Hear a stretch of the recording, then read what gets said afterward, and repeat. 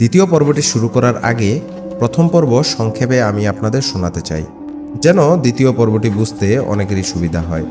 পূর্বের ঘটনায় বলা হয়েছিল একজন বৃদ্ধ লোকের ব্যাপারে, যার শুরু হয় হাজীগঞ্জের মোড় থেকে এক বৃদ্ধ ভিক্ষুকের সঙ্গে দেখা হওয়ার মধ্য দিয়ে। বৃদ্ধ লোকটির চেহারা যেমন অসাধারণ, তেমনি তার আচরণও অদ্ভুত। প্রথমে মনে হয়েছিল সে শুধু একজনই ভিক্ষুক, কিন্তু সময়ের সাথে তার উপস্থিতি ভয়ানক রহস্যে মোড় নেয়। হাজীগঞ্জে দেখা হওয়া সেই বৃদ্ধ লোকটি অদ্ভুতভাবে বারবার রিয়াজের সামনে উপস্থিত হতে থাকে। একবার ব্রিজের পাশে, আবার ফেরির উপরে চায়ের দোকানে, এমনকি শরীয়তপুর বেদরগঞ্জে যাওয়ার পথে একটি রাস্তায়। প্রতিবারই তিনি একই কণ্ঠে বলেন, বাবা কিছু টাকা দিবি। এই বাক্যটি রিয়াজের মস্তিষ্কে গেঁথে যায়। ঘটনার সবচেয়ে ভয়ঙ্কর অংশ ঘটে তখন, যখন রিয়াজ বুঝতে পারেন তিনি 4 দিন ধরে নিখোঁজ ছিলেন। যদিও তার নিজের মনে হয়েছে সময় কেটেছে মাত্র কয়েক ঘন্টা। মেসেঞ্জারে স্ত্রী আর পরিবারের মেসেজ দেখে সে চমকে ওঠে। সবাই মনে করেছে যে সে হারিয়ে গেছে, অথচ রিয়াজ মাত্রই বেদরগঞ্জে গিয়েছিল এবং ফিরেও এসেছে। কিন্তু ফোনের তারিখে দেখা যায় 29 অক্টোবর থেকে 3 নভেম্বর পার হয়ে গেছে। এত সব অদ্ভুত ও ভয়ানক ঘটনার পরও রহস্যের সমাধান মেলে না। কে সেই বৃদ্ধ? বারবার সে কেন রিয়াজের সামনেই আসে? এবং 4 দিন সময় কোথায় পার হয়ে গেল? এখান থেকেই শুরু করছি দ্বিতীয় এবং অন্তিম পর্ব। আসসালামু আলাইকুম প্রিয় লিসেনার্স, আশা করি আপনারা সকলেই অনেক ভালো আছেন। গত পর্বে আমাদের চ্যানেলে যেই ঘটনাটি প্রচার করা হয়েছিল তার দ্বিতীয় পর্ব নিয়ে আজকে হাজির হয়েছি আপনাদের মাঝে। আশা করি ঘটনাটি আপনাদের ভালো লাগবে। ঘটনাটি শুরু করার আগে আপনাদের কাছে একটি অনুরোধ, যারা এখনও আমাদের চ্যানেলটি সাবস্ক্রাইব করেননি, দয়া করে এখনই সাবস্ক্রাইব করে বেল বাটনটি অল করে দিন। আর যারা ইতিমধ্যে চ্যানেলটি সাবস্ক্রাইব করে দিয়েছেন তাদেরকে জানাই আন্তরিক ধন্যবাদ। তাই বেশি কথা না বাড়িয়ে সরাসরি চলে যাব আজকের ঘটনায়। চলুন ঘটনাটি শুরু করা যাক। সৈকত কবিরাজ কিছুদিন পর আমায় দেখতে আসেন। হাতে একটা তাবিজ বেঁধে দিয়ে চলেও যান, কিন্তু আমি তেমন কোনো সুফল পাইনি। প্রতিনিয়ত সেই গ্রাণ আমাকে তাড়িয়ে বেড়াচ্ছিল। কেটে যায় 12টা দিন। সেদিন রাতে আমি বিছানায় একা বসেছিলাম। ফ্যামিলির সবাই আমাকে নিয়ে চিন্তিত। বাবা মা আমাকে নিয়ে সারাদিন কান্না করে যাচ্ছে। আমি বুঝতেই পারছিলাম না যে আমার সাথে কি হচ্ছে। না করেছি কারো ক্ষতি, না করেছি সেই বৃদ্ধের সাথে কোনো বেয়াদবি, কোনো কিছু কোথাও ফেলে এসেছি কি না ভেবে যাচ্ছিলাম। ভাবনার মাঝে দেখলাম আমার আম্মু রুমের দরজায় এসে বললেন, একজন কবিরাজ এসেছে রিয়াজ, তোকে ডাকছে, মসজিদের সামনে আছে, তাড়াতাড়ি আয়। কথাটা বলে মা তাড়াহুড়ো করে চলে যান। আমি কথাটা শুনে প্রায় কান্না করে দিয়েছিলাম। কতটা খুশি লেগেছিল আমার তা প্রকাশ করার মতো না। এতদিনে বুঝি আল্লাহ কাউকে পাঠিয়েছেন আমাকে এই অভিশাপ থেকে মুক্তি দেওয়ার জন্য। আমি তড়িঘড়ি করে বিছানা থেকে উঠে যাই এবং স্যান্ডেল পায়ে দিয়ে রুম থেকে বেরিয়ে আসি। বাসায় দেখলাম কেউ নেই। সবাই কবিরাজের কথা শুনে মসজিদের সামনে চলে গিয়েছে ভেবে আমিও দৌড়ে যাই মসজিদের সামনে। রাত তখন আনুমানিক 11টার বেশি হবে। আমি মসজিদের সামনে গিয়ে দেখি আমার মা একা দাঁড়িয়ে আছেন, পুকুরের দিকে তাকিয়ে আছেন। আগের লেখায় আমি বলেছিলাম মসজিদের সামনে একটি পুকুর আছে। আমি মাকে কয়েকবার ডাক দিলাম, কবিরাজ কোথায় মা? আর তুমি এখানে একা দাঁড়িয়ে আছো যে রাস্তায়? আর আব্বু কোথায়? আমার কথা শুনে মা কোনো উত্তর দেননি। একভাবে তিনি পুকুরের দিকে তাকিয়েই ছিলেন। আমি একটু এগিয়ে গিয়ে আম্মুর কাছাকাছি যেতেই আম্মু আমার দিকে ঘুরে দাঁড়ান। জানি না কিভাবে প্রকাশ করব যে সেই মুহূর্তটা আমার কাছে কেমন লেগেছিল। আমার পুরো শরীর ভার হয়ে গিয়েছিল। নির্জন মসজিদের সামনে একা, আমার মায়ের শাড়ি পরে সেই বৃদ্ধ লোকটা দাঁড়িয়ে আছে সেখানে। বৃদ্ধ লোকটা আমার দিকে এক দৃষ্টিতে তাকিয়েছিলেন। এদিকে আমার শরীরে কোনো শক্তি নেই, না পারছি দৌড়াতে, না পারছি চিৎকার করতে। বৃদ্ধ লোকের চোখে কোনো এক মায়া, সে মায়া আমাকে আটকে রেখেছে। আমার ভেতরে ভয়, কিন্তু শরীর যেন বৃদ্ধ লোকের ইশারায় চলছে। চোখাচোখি হবার মাঝেই হঠাৎ বৃদ্ধ লোকটা এক লাফে পুকুরে নেমে যায়। উনি পানিতে পড়ার 1 সেকেন্ড পরেই আমার কাঁধে কারো হাতের স্পর্শ পাই। আমি হঠাৎ করে ছোঁয়া পেয়ে হুট করে আমি পেছনে তাকাই।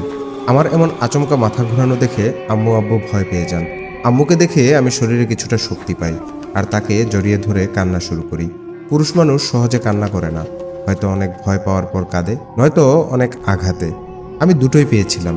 এই বৃদ্ধ লোক যেন আমাকে মানসিক আঘাত দিয়ে যাচ্ছে এবং একইভাবে ভয়ও দিয়ে যাচ্ছে। আমার কান্নার মাঝে আব্বু জিজ্ঞেস করেন আমি কেন এখানে এসেছিলাম। আমি কিছুটা শান্ত হয়ে আব্বু আম্মুকে সব খুলে বলি। সেটি শুনে ওনারা বলেন, কি বলছিস? তুই আমাদের রুমে দেখতে পাসনি? তুই তো আমাদের সামনে দিয়েই বের হয়েছিস। আমরা তোকে কয়েকবার বললাম কোথায় যাচ্ছিস, কিন্তু তুই কোনো উত্তর না দিয়ে দৌড়ে এদিকে এসেছিস। ওনাদের কথা শুনে বরাবরের মতো এবারও আমি চমকে যাই। এ আমার কি হয়ে গেছে?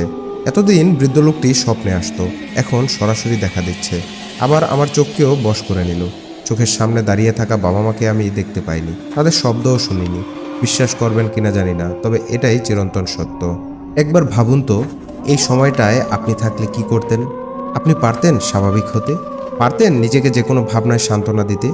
যাই হোক, সেদিন মা বাবা না গেলে হয়তো আমার অনেক বড় ক্ষতি হয়ে যেত। হয়তো বৃদ্ধ লোকটা আমাকে পানিতে চুবিয়ে মেরে ফেলতো, আর নয়তো অন্য কিছু। এদিকে এই অবধি অনেক কবিরাজের কাছে যাওয়া হয়েছে আমাদের, সবার মুখে একই কথা, পারবো না আমরা। ঘটনার ফাঁকে একটা বিষয় আপনাদের জানানো হয়নি আমার। আমি যে মসজিদের কথা উল্লেখ করেছি, এই মসজিদের ইমাম সাহেব নিজের ব্যক্তিগত একটা কাজে গ্রামের বাড়িতে গিয়েছিলেন। আমার সাথে এই ঘটনা হবার আগেই তিনি ছুটিতে গিয়েছিলেন। এদিকে অনেক কবিরাজ আমার চিকিৎসা করার ক্ষেত্রে না করে দিল। সেখানে এই ইমাম সাহেবের কথা আমাদের মাথাতেও ছিল না। যেহেতু যারা এসব কাজে অভ্যস্ত তারা না করে দিল, তাই ইমাম সাহেবের আশা আমাদের কারো মাঝেই ছিল না। সেদিন মসজিদের সামনে থেকে বাসায় আসার পরই আমি সেই অদ্ভুত ঘ্রাণ পেতে থাকি। এটাও আমি আপনাদের কিভাবে বুঝাবো তা নিজেও বুঝতে পারছি না, তবে কিছুটা আইডিয়া দিতে পারি। কোনো পারফিউম যদি ঠিক আপনার নাকের কাছে এনে স্প্রে করা হয়, তখন সেই পারফিউমের ঘ্রাণ আপনার নাকে কতটা তীব্রভাবে প্রবেশ করবে নিশ্চয়ই আপনি বুঝে গিয়েছেন। ঠিক তেমনই আমার সাথে হয়েছিল। এই অদ্ভুত ঘ্রাণটা যেন ভয়ানক কোনো পারফিউমের, এবং সেটি আমার নাকের কাছে এনেই বারবার স্প্রে করা হচ্ছে। এই অদ্ভুত ঘ্রাণে বিরক্ত হয়ে আমি নাকে রুমাল দিয়ে বসে থাকি, তবুও যেন এই ঘ্রাণের তীব্রতা কোনোভাবেই কমছিল না। তখনই অজানা কোনো শক্তি যেন আমাকে বারবার বুঝিয়ে দিচ্ছিল, ঘুমিয়ে পড়ো, তাড়াতাড়ি ঘুমিয়ে যাও। আমারও এই ঘ্রাণ আর সহ্য হচ্ছিল না, আর তাই মায়ের কোলেই মাথা রেখে শুয়ে পড়ি, এবং অদ্ভুতভাবে মাথা ফেলার সাথে সাথেই আমি ঘুমিয়ে যাই। প্রথমবারের মতো সেদিন রাতে আমি না দেখেছি কোনো স্বপ্ন এবং না পেয়েছি কোনো ভয়। ঘুমানোর পর চোখ খুলে দেখি সকাল হয়ে গেছে। আমার মা বসে বসে ঘুমে ঝিমুচ্ছে। বাবা রুমে ছিল না। ঘুম থেকে ওঠার পর আমার পুরো শরীর আমি হালকা অনুভব করি। মনে হলো অনেকদিন পর আমি ঘুমিয়েছি। অনেকদিন পর শান্তির ঘুম হলো আমার। ওঠার পর আম্মুকে ডাক দেই। আম্মু চোখ খুলে আমার দিকে তাকিয়ে বলেন, কিরে উঠেছিস? মুখ ধুয়ে নে, আমি নাস্তা বানাচ্ছি। কথাটা বলে আম্মু উঠেই যাবে, তখন আমি আম্মুকে জিজ্ঞেস করি, কাল রাতে কি হয়েছিল মা? ঘুমানোর পর আমি কোনো বাজে স্বপ্ন দেখিনি। মনে হলো চোখ বন্ধ করেছি আর উঠেছি। ওই দিনের পর থেকে এই প্রথম আমি শান্তিতে ঘুমিয়েছি। আমি কি ঠিক হয়ে গেলাম নাকি? আমার কথা শুনে আম্মু আমাকে বললেন, গতকাল রাতে আমাদের মসজিদের ইমাম সাহেব এসেছিলেন এবং তোর গায়ে কিছু পানি পড়া ছিটিয়ে দেন। তুই ঘুমিয়েছিলি আর ঘুমের মাঝেই ভয়ঙ্কর সুরে বলছিলি, আজিজ তোর খবর আছে। তোর কথা শুনে ইমাম সাহেব রেগে যায় এবং দোয়া দরুদ করে তোকে ফু দেয়, আর বলেছে তোর সাথে নাকি একটি বদ জিন আছে, সে তোকে মারতে চায়। অনেক শক্তিশালী জিন ওটা। সকালে হুজুর থেকে একটি তাবিজ এনে যেন তোর হাতে বেঁধে দিই, কিন্তু ভোরে তোর বাবা যখন ফজরের নামাজ পড়তে গেল তখন জানতে পারে ইমাম সাহেবের অবস্থা খারাপ। ওনার শরীরে কেউ আঘাত করে ক্ষতবিক্ষত করে দিয়েছে। ওনার পেটে গলায় কেউ যেন নখ বসিয়ে রক্তাক্ত করেছে।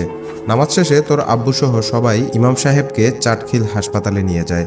তোর আব্বু আমাকে এসব বলেই বের হয়েছেন, এখনো আসেনি। আমি সারা রাত তোকে কোলে নিয়ে বসেছিলাম। মায়ের মুখে সব কথা শুনে আমি কি ভাববো সেটা মাথায় আসছিল না। এখন আমি মোটামুটি একটা আন্দাজ করতে পারি কেন কবিরাজ আমাকে দেখতে আসে না। আমাকে যে বদজিন আসর করেছে, অন্যান্য কবিরাজ হয়তো এই শক্তিশালী জিনের ভয়ে না করে দিত। এইদিকে ইমাম সাহেবের জন্যও খারাপ লাগছিল, আরেকদিকে নিজেকে নিয়েও ভয় হচ্ছিল। আমি কি কোনোদিনও এই জিনের থেকে রেহাই পাবো? আমি কি আগের মতো স্বাভাবিক জীবনে ফিরতে পারবো? ভাবতে ভাবতে তখন আমি আবার সেই অদ্ভুত ঘ্রাণ পেতে শুরু করি। এই ঘ্রাণ এবার যেন অনেক তীব্র গতিতেই আমার নাকে ঢুকছে। আমার মাথায় চিনচিনে একটা ব্যথা হচ্ছে, হাত পা ভার হয়ে আসছে। কেউ যেন আমাকে বিছানা থেকে টেনে নিয়ে চারদিকে ঘোরাচ্ছে। ভয়ে আমি জোরে গলা ফাটিয়ে আম্মুকে ডাক দিলাম। এরপর আমার আর কিছু মনে ছিল না। জ্ঞান ফিরতেই দেখি আমার চারপাশে অনেক মানুষ। মহল্লার মানুষ আমার রুমে যেন ভিড় জমিয়েছে আমাকে দেখার জন্য। আমার জ্ঞান ফেরার পর যখন আমি সবার দিকে তাকাই, এটা বুঝতে বাকি রইল না যে সবাই আমাকে দেখে ভয় পাচ্ছে। আমি কথা বলার চেষ্টা করলে গলা দিয়ে স্বর বের হচ্ছিল না। তবুও অনেক কষ্ট করে কোনোভাবে আম্মুকে জিজ্ঞেস করি, মা আমার কি হয়েছে?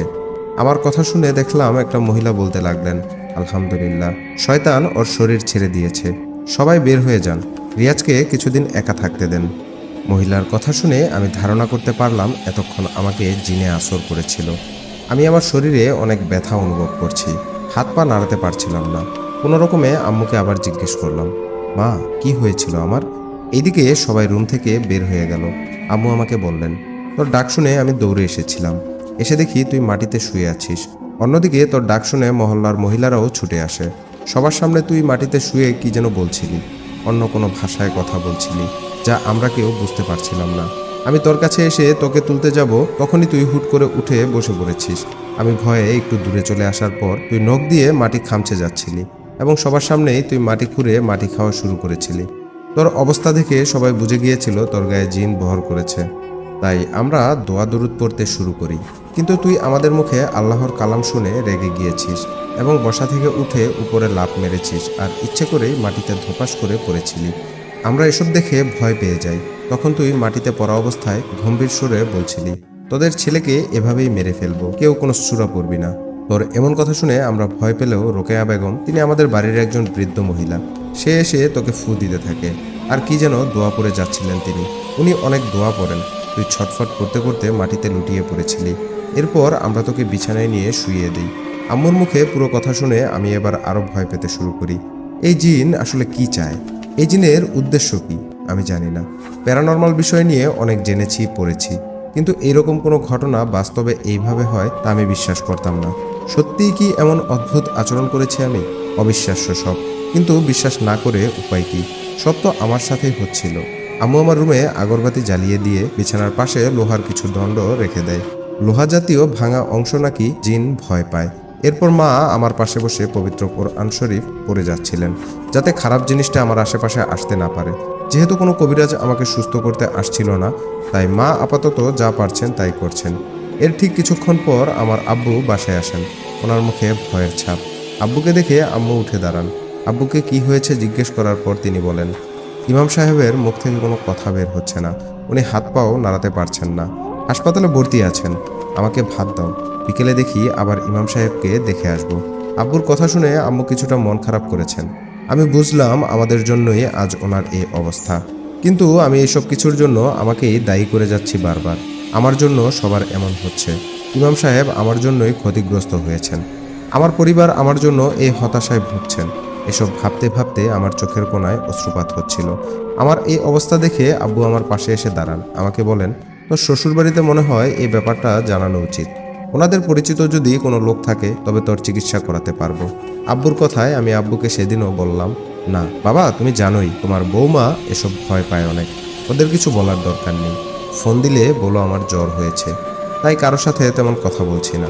আমার কথায় আব্বু আবার আমাকে বললেন, এটা কয়েকবার বলেছি, তোর স্ত্রী বিশ্বাস করতে চাচ্ছে না, সে বাড়িতে আসতে চায়।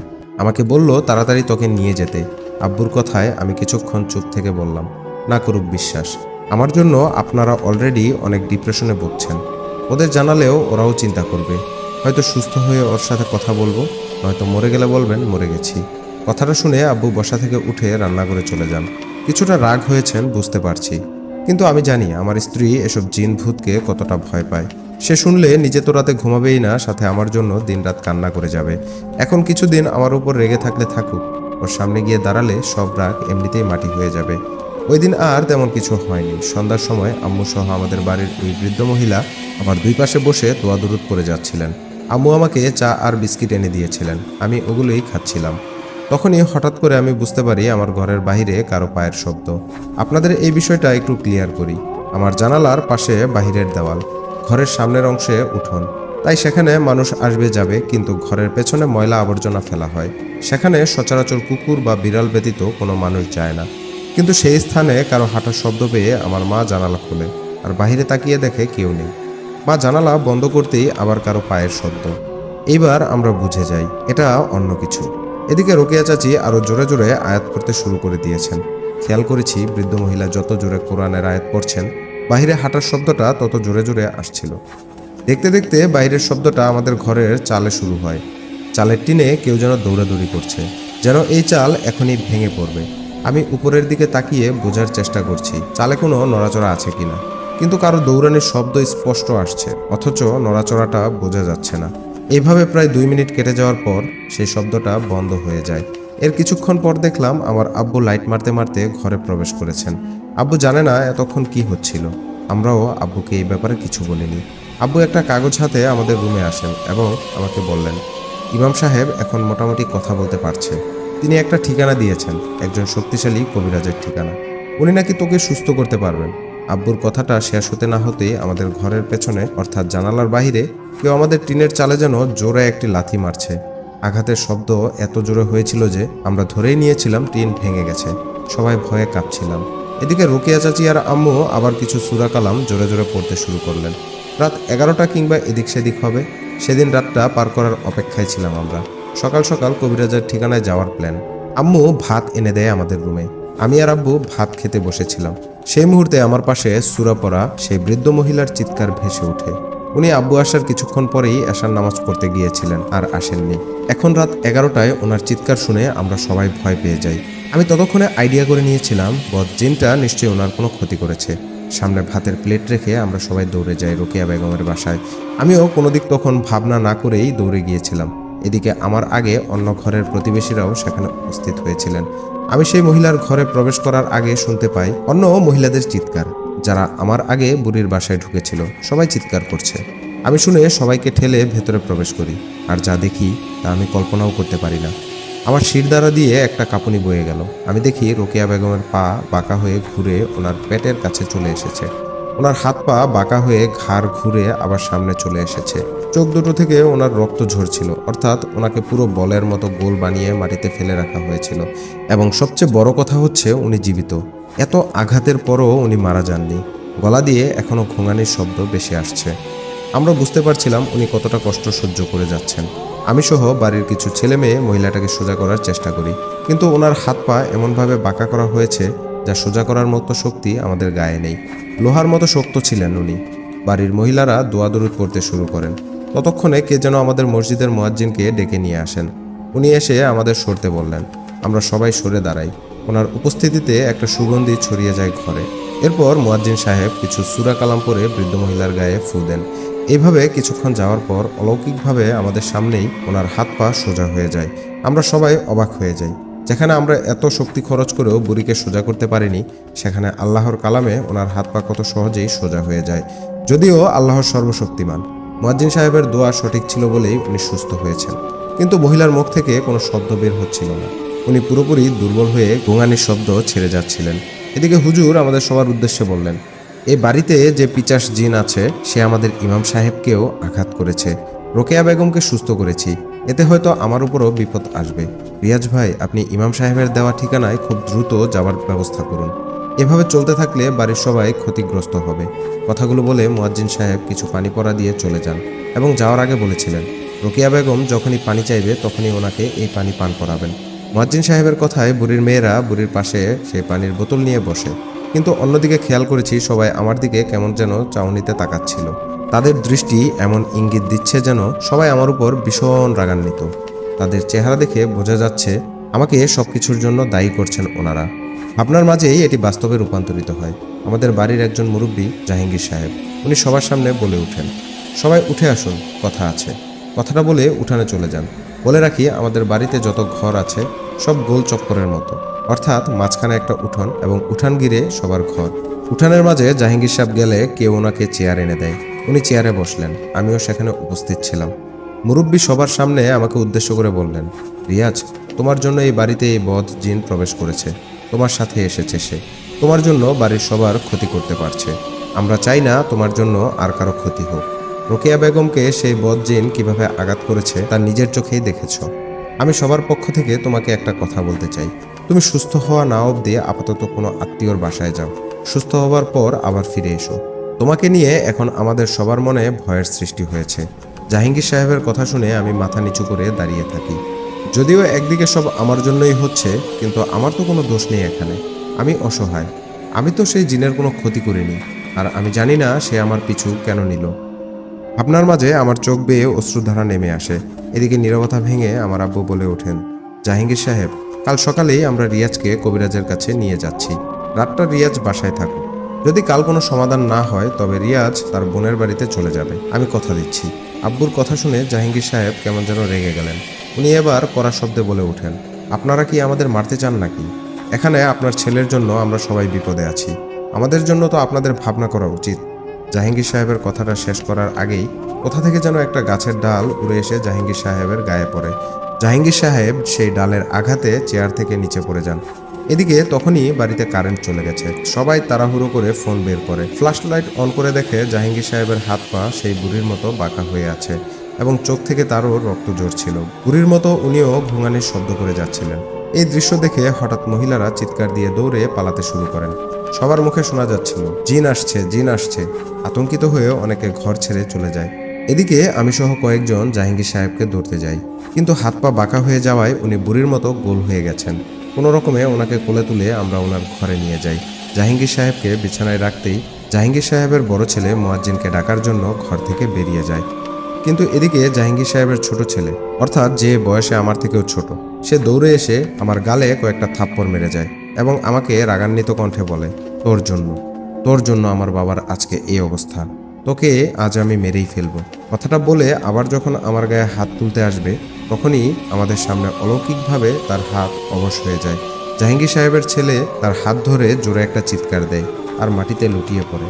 আমি এসব দেখে কিছুই বুঝতে পারছিলাম না, কিন্তু চোখের সামনে ছেলেটার ছটফট এই অবস্থা দেখে তাকে ধরতে যাই আর মাটি থেকে তুলে চেয়ারে বসাই। এরপর আমি সবার উদ্দেশ্যে বলি, আমাকে কেউ সুস্থ করতে এলে তার ক্ষতি হচ্ছে, আবার আমাকে আঘাত করতে এলেও ক্ষতি হচ্ছে। সব দোষ আমার। আমি বাড়ি ছেড়ে চলে যাচ্ছি। আমার কথা শুনে আব্বু রেগে গিয়ে বলল, তুই কোথাও যাবি না। তোকে নিয়ে যে কথা বলে তার ক্ষতি হচ্ছে, কিন্তু অন্যদের তো কিছু হচ্ছে না। কারো দরকার নেই আমাদের জন্য কিছু করার। আমাদের সমস্যা আমরা দেখব। আমাদের মাঝে কেউ না আসলে না আসবে। আব্বুর কথায় অন্য সবাই একমত প্রকাশ করলেন। তাই তো, কেউ না আসলেই হয়। এইসব তর্কের মাঝে আমাদের মুয়াজ্জিন সাহেব বাসায় আসলেন। উনি জাহাঙ্গীর সাহেবকে দেখে ভয় পেয়ে যান আর বললেন, হে এ কি, ওনার এই অবস্থা কিভাবে হলো? ইস, কি ভয়ঙ্কর দেখাচ্ছে ওনাকে। আমি ওনাকে সুস্থ করতে পারবো না, এমন শক্তি আমার নেই। হুজুরের কথা শুনে আমরা বেশ অবাক হই। আমার আব্বু হুজুরকে বললেন, মাত্র রোকেয়া বেগমকে আপনি সুস্থ করেছেন, ওইভাবে করুন না। দেখুন উনি কত কষ্ট পাচ্ছেন। আব্বুর কথা শুনে হুজুর অবাক হয়ে যান আর আব্বুকে উদ্দেশ্য করে বলেন, আমি সুস্থ করেছি মানে? আমি তো আপনাদের বাড়িতে মাত্র এসেছি। আর রোকেয়া বেগমের কি হয়েছে? হুজুরের কথা শুনে আমরা হতবাক। সবাই মোটামুটি বুঝে যায় মসজিদের মুয়াজ্জিনের রূপ ধারণ করে তখন অন্য কেউ এসেছিলেন। তিনি আর যাই হোক মুয়াজ্জিন না, কিন্তু প্রথমবার হুজুরকে ডেকে এনেছিল রাকিব। আব্বু রাকিবকে ডাক দিয়ে জিজ্ঞেস করেন, তুই হুজুরকে কোথা থেকে ডেকে নিয়ে এসেছিলি? আমি মসজিদের সামনে গিয়ে দেখি হুজুর আমাদের বাড়ির দিকে আসছেন। পরে আমি হুজুরকে রোকেয়া চাচির কথা বললে উনি দৌড়ে আসেন। এইবার আমরা নিশ্চিত তখন সেই ব্যক্তি মুয়াজ্জিন সাহেব ছিলেন না। তখন মুয়াজ্জিনের উপস্থিতিতে কেন এত সুগন্ধি ছড়িয়েছিল বুঝতে আর অসুবিধা হলো না। আমাদের সবার কথা শুনে মুয়াজ্জিন সাহেব ব্যাপারটা বুঝে যান এবং তিনি বলেন, জাহাঙ্গীর সাহেবকে রুমে একা রেখে সবাই বেরিয়ে যান। মুয়াজ্জিন সাহেবের কথায় সবাই সেটাই করে। আমরা সবাই উঠানে চলে আসি। এরপর মুয়াজ্জিন সাহেব আমাদের বললেন, এসব ভূত প্রেত সম্বন্ধে আমার তেমন কোনো ধারণা নেই, কিন্তু আমার চেহারা নিয়ে যে এসেছে সে কে আমি জানি না। যদি সে রোকেয়া বেগমকে সুস্থ করে থাকেন, তবে জাহাঙ্গীর সাহেবকেও সুস্থ করবেন। আমরা কিছুক্ষণ পর রুমে আসব, দেখি আমার ধারণা ঠিক হয় কিনা। মুয়াজ্জিম সাহেবের কথায় আমরা সবাই বাহিরে অপেক্ষা করতে থাকি। আমি সবার পেছনে একটা কোণায় অসহায়ের মতো দাঁড়িয়ে আছি। বুক ফেটে আমার কান্না আসছিল। কি হচ্ছে আমার সাথে? 4 ঘন্টার পথ আমি 4 দিন কিভাবে পার করেছি, ওটা নিয়ে আমার মাঝে বেশ উত্তেজনার সৃষ্টি হয়েছিল। হয়তো ওই 4 দিন আমাকে কেউ কোথায় নিয়ে গিয়েছিল কিনা জানি না, কিন্তু আমার মনে ওই 4 দিন আর ভিখারিকে নিয়ে নানান প্রকারের প্রশ্ন জেগেছে। কেন হচ্ছে এসব আমার সাথে? এর রহস্য কি আমি জানি না, কিচ্ছু জানি না। এসব ভাবনা করে যাচ্ছে রিয়াজ। সেই মুহূর্তে বাড়ির উপর দিয়ে একটি দমকা হাওয়া বয়ে যায়। মনে হচ্ছিল বাতাসটি শুধু রিয়াজের বাড়ির উপর দিয়েই বয়ে যাচ্ছে, অন্য কোথাও সে বাতাসের কোনো চিহ্ন পাওয়া যায়নি। কারণ বাড়ির বাইরে থাকা গাছগুলো এখনো সোজা হয়ে দাঁড়িয়ে রয়েছে। সবাই বাতাসের ভাব দেখে বুঝে গেছে জিন উপস্থিত হয়েছে। বাতাসটি যেন সোজা জাহাঙ্গীর সাহেবের বাসার ভেতরে ঢুকে গেল। কিছুক্ষণ সবাই বাসার বাইরে অপেক্ষা করছিল। এরপর কিছু না ভেবে সবাই তাড়াহুড়ো করে দৌড়ে যায় জাহাঙ্গীর সাহেবের রুমের দিকে। জাহাঙ্গীর সাহেবের রুমে গিয়ে সবাই খেয়াল করে জাহাঙ্গীর সাহেব বিছানায় সোজা হয়ে শুয়ে আছে। আর কারো বুঝতে বাকি রইল না যে জিন জাহাঙ্গীর সাহেবকে ঠিক করে গেছেন। এখন সবাই মোটামুটি নিশ্চিত হয়ে গেছে এটা কোনো ভালো জিন। আবার অনেকে সন্দেহ করে যাচ্ছে সেই খারাপ জিনটাই জাহাঙ্গীর সাহেবকে ঠিক করে গেছেন। হয়তো সে শুধু রিয়াজের ক্ষতি করতে চায়, এই জন্য বারবার রিয়াজ ক্ষতিগ্রস্ত হচ্ছে। কিন্তু রিয়াজকে কেউ হেল্প করতে আসলে বা ক্ষতি করতে আসলে সেই জিন সাথে সাথে রেগে যায়। জিনের উদ্দেশ্য হয়তো অন্য কিছু, যা কারো ধারণার বাহিরে। সবাই জাহাঙ্গীর সাহেবের সাথে রুমে বসে কথাবার্তা বলার চেষ্টা করে, কিন্তু জাহাঙ্গীর সাহেবের মুখ দিয়ে কোনো আওয়াজ বের হচ্ছিল না। তিনিও রোকেয়া বেগমের মতো চুপচাপ শুয়ে রইলেন। সবার মাঝে দাঁড়ানো অবস্থায় হঠাৎ রিয়াজ সেই অদ্ভুত গন্ধটি পেতে শুরু করলো। রিয়াজের নাকে সেই গন্ধটি আসতেই তার মাথা চক্কর দিয়ে ওঠে, যেন রিয়াজ এই মুহূর্তে মাথা ঘুরে পড়ে যাবে। যেই ভাবনা সেই কাজ। সাথে সাথে রিয়াজ সবার সামনে মাথা ঘুরিয়ে মাটিতে পড়ে যায়। এরপর রিয়াজের বাবা মা সহ কয়েকজন ধরাধরি করে রিয়াজকে তার ঘরে নিয়ে যায়। তাকে বিছানায় শুইয়ে দেওয়ার পর হাত পাখা দিয়ে মাথায় বাতাস করা হয়। যেহেতু বাড়িতে কারেন্ট নেই, তাই ফ্যান বন্ধ ছিল। এই শীতের দিনেও রিয়াজকে বাতাস করার কারণ হয়তো আপনারা বুঝতে পারছেন। কারণ হচ্ছে সবাই শীতে কাঁপাকাঁপি করলেও রিয়াজের শরীর থেকে অঝরে ঘাম বের হচ্ছিল। ভর দুপুরে ফুটবল খেললে একটা মানুষ যেরকম ঘামিয়ে যায়, ঠিক সেভাবেই রিয়াজ ঘামছিল। এসব দেখে রিয়াজের মা রিয়াজকে বাতাস করতে লাগলেন। কিন্তু অদ্ভুত বিষয় হচ্ছে, ঘটনা তখনও ধীরে ধীরে শান্ত হয়নি। চারদিক যেন আরো ভয়ানক হয়ে চলেছে। কিছুক্ষণ পর আবার ঘরের টিনে কেউ জোরে একটি লাথি মারে। আচমকা টিনের শব্দে রিয়াজের মা এবং বাবা দুজনেই ভয় পেয়ে যান। যেহেতু রিয়াজের বাবা বলেছিল রিয়াজের ব্যাপারে কারো নাক না গলাতে, সেজন্য রিয়াজকে বাড়িতে রেখে সবাই বের হয়ে যায়। এখন শুধু ঘরের মধ্যে রিয়াজ, রিয়াজের ছোট ভাই আর তার মা বাবা। হঠাৎ ওই শব্দ শুনে রিয়াজের বাবা দোয়া কালাম পড়তে শুরু করলেন। কিন্তু রিয়াজের বাবার মুখ থেকে যত কোরআনের আয়াত উচ্চারিত হচ্ছে, তত বেশি বাইরে কেমন যেন ঘটঘট শব্দ আর আওয়াজ হচ্ছে, এবং সেটা ধীরে ধীরে জোরে হতে শুরু করলো। প্রথম প্রথম মনে হচ্ছিল ঘরের বাহিরে কে যেন হাঁটাহাঁটি করছে, কিন্তু এখন মনে হচ্ছে কয়েকজন লোক মিলে ঘরের বাহিরে দৌড়াদৌড়ি করছে। রিয়াজের বাবা এবং মা খুবই ভয় পেয়ে যান। যদি এভাবেও সবকিছু চলতে থাকতো তাহলেও সব ঠিকই থাকতো। কিন্তু কিছুক্ষণ পর সেই জিন ঘরের ভেতরে আক্রমণ করতে শুরু করে দেয়। হঠাৎ টেবিলের উপরে রাখা গ্লাসটা মাটিতে পড়ে যায়, আর আলনায় রাখা কাপড় চোপড় কে যেন আলনা থেকে টেনে মাটিতে ফেলে দেয়। চোখের সামনে এমন অদ্ভুত ঘটনা দেখে রিয়াজের মা এবং বাবা প্রচণ্ড রকমের ভয় পেয়ে যান। তাদের শিরদাঁড়া দিয়ে ভয়ের স্রোত বয়ে যায়। কিন্তু ঘটনা তখনও শেষ হয়নি। রুমের মধ্যে এমন অস্বাভাবিক ঘটনা দেখে রিয়াজের বাবা আরও জোরে জোরে দোয়া কালাম পড়তে শুরু করলেন, এবং তৎক্ষণাৎ টেবিলে থাকা একটি বোতল নিজে উড়ে এসে রিয়াজের বাবার কপালে আঘাত করে। যেন মনে হচ্ছিল টেবিলের পাশে কেউ দাঁড়িয়ে বোতল হাতে নিয়ে রিয়াজের বাবার কপাল বরাবর নিক্ষেপ করেছে। বোতলের আঘাত খেয়ে রিয়াজের বাবা সাথে সাথেই দোয়া কালাম পড়া বন্ধ করে দেন। যেহেতু কপালে আঘাত পেয়েছেন, তাও এমন অলৌকিকভাবে ভয়ে ওনার মুখ দিয়ে আর কোনো শব্দ বের হচ্ছিল না। তিনি শেষমেশ ভয়ে নিজেই কাঁপাকাঁপি শুরু করেছিলেন। এসব দেখে রিয়াজের মা জোরে এক চিৎকার দিয়ে ওঠেন। এরপর আল্লাহর নাম নিয়ে বললেন, আল্লাহ তোকে ছাড়বে না শয়তান, কেন আমাদের জীবনে এসেছিস? আমরা তোর কি ক্ষতি করেছি? রিয়াজের মায়ের মুখে এমন কথা শুনে হঠাৎ রিয়াজ একটি ঝাঁকি দিয়ে উঠল, এবং ঝাঁকি দেওয়ার সাথে সাথেই সবাই রিয়াজের দিকে তাকায়। রিয়াজ শরীর ঝাঁকাতে ঝাঁকাতে হঠাৎ মুখ দিয়ে এক অদ্ভুত ভাষা বলতে লাগলো। রিয়াজের মুখ থেকে এমন উদ্ভট কথা শুনে বাকিরা ভয় পেয়ে যায়। সবাই রিয়াজের দিকে অদ্ভুত দৃষ্টিতে তাকায়। রিয়াজের শরীর অনেক দ্রুত কাঁপাকাঁপি করছিল, এবং মুখ থেকে অন্য কোনো রকম একটা ভাষা বেরিয়ে আসছিল।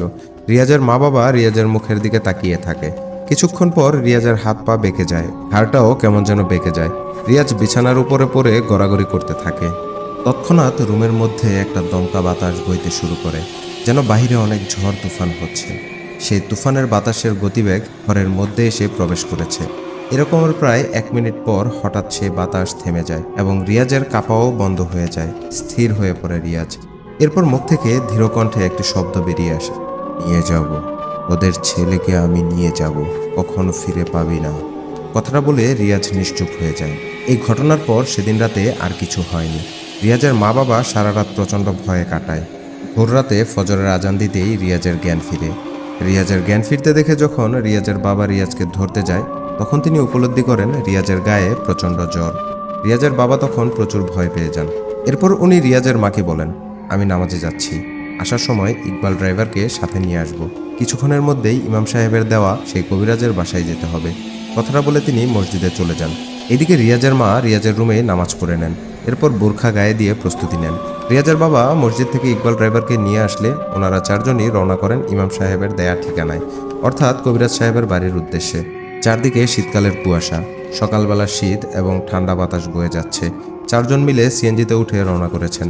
কবিরাজ সাহেবের বাড়ির দিকে যাচ্ছেন তারা। এদিকে তাদের অবস্থা খারাপ, চারপাশে অনেক শীত হওয়ার কারণে ঠান্ডা লেগে যাচ্ছে সবার। রিয়াজের গায়েও প্রচণ্ড জ্বর, সেজন্য রিয়াজ অনেক বেশি কেঁপে কেঁপে উঠছিল। একদিকে ঘামছে, অন্যদিকে শীতে কাঁপছে। দেখতে দেখতে ঠিক তখনই তাদের সামনে ঘটে যায় এক অদ্ভুত ঘটনা। শীতকাল, সকালবেলা রাস্তা সম্পূর্ণ ফাঁকা, আশেপাশে কোনো গাড়ি নেই। ফাঁকা রাস্তার মাঝে তাদের গাড়ি যাচ্ছে। হঠাৎ তাদের সামনে একটা কুকুর চলে আসে, এবং সে ঠিক রাস্তার মাঝখানে দাঁড়িয়ে যায়। ইকবাল সাহেব কুয়াশার জন্য দূর থেকে না দেখলেও যখন কাছে থেকে কুকুরটাকে দেখেন তৎক্ষণাৎ তিনি ব্রেক ধরে ফেলেন, কিন্তু লাভ হয়নি। গাড়ি এত বেশি গতিতে ছিল যে সেই কুকুরের উপর দিয়ে উঠে যায়, আর কুকুরের দেহে লেগে গাড়িতে একটা ঝাঁকিও হয়। ইকবাল সাহেব ভয়ে গাড়ি থেকে নামেন কুকুরটি মারা গেছে কিনা সেটা দেখার জন্য। ওনার সাথে রিয়াজের বাবাও নেমে যান। অদ্ভুত বিষয় হচ্ছে রাস্তায় কোনো কুকুর নেই। রিয়াজের বাবা ধারণা করে নেন এটা কুকুর ছিল না। ওনারা দৌড়ে গাড়িতে উঠে যান। ইকবাল সাহেব তখনই খেয়াল করেন ওনার গাড়ির স্ট্যান্ডে রক্ত লেগে আছে। ভয়ে ইকবাল সাহেব এবার কাঁপতে শুরু করেন। রিয়াজের বাবা সাথে সাথে দোয়া পড়তে শুরু করেন এবং মনে মনে বলেন, আল্লাহ, আমরা যাতে কবিরাজের বাড়ি অবধি যেতে পারি, তুমি আমাদের সাহায্য করো। গাড়ি আবার স্টার্ট করে রক্তের উপর দিয়েই ইকবাল সাহেব গাড়ি নিয়ে ছুটতে শুরু করেন। বরাবরের মতো আবারও তাদের সিএনজি এগিয়ে যায় কবিরাজের ঠিকানায়। কিন্তু বাধা যে একবারই আসে তা নয়। তারা তখনও কল্পনাও করতে পারেনি তাদের জন্য সামনে কি অপেক্ষা করছে। শীতের সকালটায় এমনিতেও ঠান্ডা, তার উপর আপনারা যারা শীতের সকালে সিএনজিতে উঠেছেন তারা জানেন কতটা ঠান্ডা লাগে। এদিকে রিয়াজের গায়ে প্রচুর জ্বর। বুঝুন কতটা শীতে সে কষ্ট পাচ্ছিল। তার খিঁচুনি উঠে যায়। বারবার রিয়াজের মনে হচ্ছিল এই শীতে সে মারা যাবে। তবুও সব বাধা পেরিয়ে তারা গন্তব্যের দিকে এগিয়ে যায়। আরও কিছু দূর যেতেই ইকবাল সাহেব খেয়াল করলেন রাস্তার পাশে একটি মহিলা সিগন্যাল দিচ্ছে। যদিও গাড়িতে জায়গা নেই, তার উপর ঘটে যাচ্ছে সব অলৌকিক ঘটনা। রিয়াজের বাবা ইকবাল সাহেবকে বললেন, গাড়ি থামাবেন না, আপনি সোজা এগিয়ে যেতে থাকুন। ইকবাল সাহেবও রিয়াজের বাবার কথায় সম্মতি দেয়। এদিকে মহিলা খেয়াল করছেন গাড়ি অনেক গতিতে এগিয়ে আসছে। তবুও তিনি বারবার হাত নাড়িয়ে গাড়ি থামানোর চেষ্টা করছেন। যেহেতু মেন রোড, তাই সোজা রোডে মহিলাকে স্পষ্ট দেখা যাচ্ছে। ইকবাল সাহেব এবার গাড়ি পুরো হাই স্পিডে চালাতে শুরু করেন। এদিকে মহিলা যখন বুঝতে পারে গাড়ি থামবে না, ধীরে ধীরে রাস্তার উপরে চলে আসে এবং সিগন্যাল দিয়েই যায়। রিয়াজের বাবা বলে, গাড়ি কোনোভাবেই থামানো যাবে না, ইকবাল তুমি চালাতে থাকো। ইকবাল সাহেব নিজেও এসব ঘটনায় অভ্যস্ত। যেহেতু তিনি গাড়ি চালান, রাস্তার ব্যাপারে তিনি ভালোই জ্ঞান রাখেন। কিন্তু দিনে দুপুরে কখনো এমন ঘটনার শিকার হননি তিনি। এই অভিজ্ঞতা তার কাছেও নতুন। এদিকে গাড়ি ধীরে ধীরে মহিলার দিকে এগিয়ে আসে।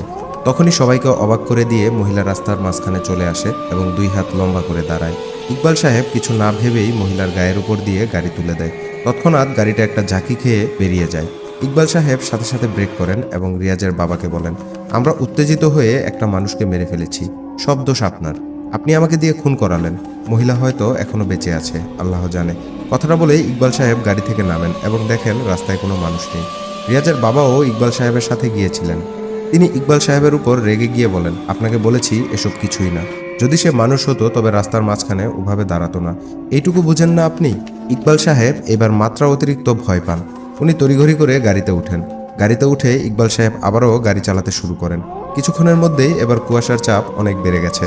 কুয়াশা এমনভাবে রাস্তা ঝাপসা করে ফেলেছে যে 10 হাত সামনেও কিছু দেখা যাচ্ছে না। ইকবাল সাহেব তবুও মনে সাহস রেখে গাড়ি চালাতে থাকেন। কিছু দূর এভাবে যেতেই হঠাৎ ইকবাল সাহেবের সিএনজি তিনি ব্রেক করেন।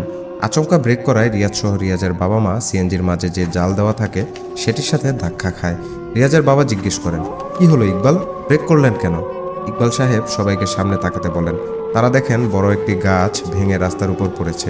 যদি ইকবাল সাহেব ব্রেক না করতেন তবে গাছের গুড়ির সঙ্গে ধাক্কা খেয়ে সিএনজি তছনছ হয়ে যেত।